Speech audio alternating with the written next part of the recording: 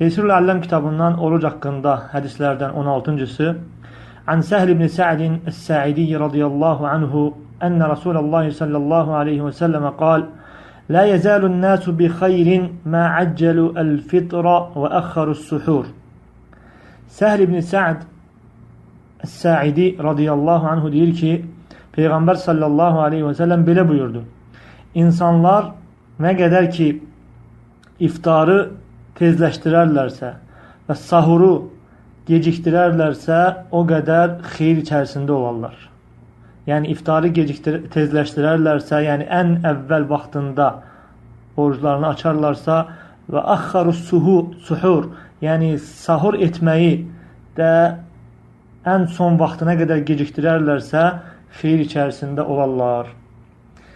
Hadisin mənasında şeyh buyurur ki, Peygamber sallallahu aleyhi ve sellem bununla, yani bu sözüyle istəyir ki, ibadetin vaxtı insanlara məlum olsun və itaətin vaxtı, ibadətin vaxtı bilinsin ki, nə vaxt ibadət başlayır və nə vaxt ibadət qutarır. Ona görə günün batmasını iftar vaxtı, oruclunun iftar vaxtı olmasını bildirdi. Və iftarını açmasına tələsdirərək deyir ki, ən birinci vaxtında açsın, yəni tezləşdirsin. Və əxbərə ənən nəsə lə yezəlunə bi xeyrin mə əccəlu əl-fitra liənnəhum yuhafizunə aləs-sünnə.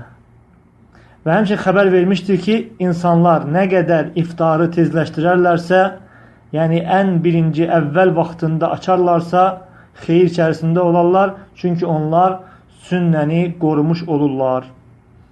Və idə əxxaru əl-fitra fəhuvə dəlilun alə zəvalil xeyri anhum liənnəhum tərakus sünnə.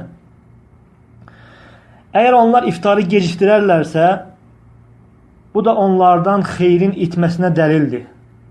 Çünki onlar sünnəni tərk etmişdilər. Sünnəni tərk etmişdilər, hansı ki sünnədə onların dinlərinin faydası var. O da Peyğəmbər sallallahu aleyhi və səlləmə tabiçilikdir və həmçində dünyavi faydanı da onlar itirmiş olurlar. O da nədir? Bədənlərinin haqlarını gecikdirmiş olurlar.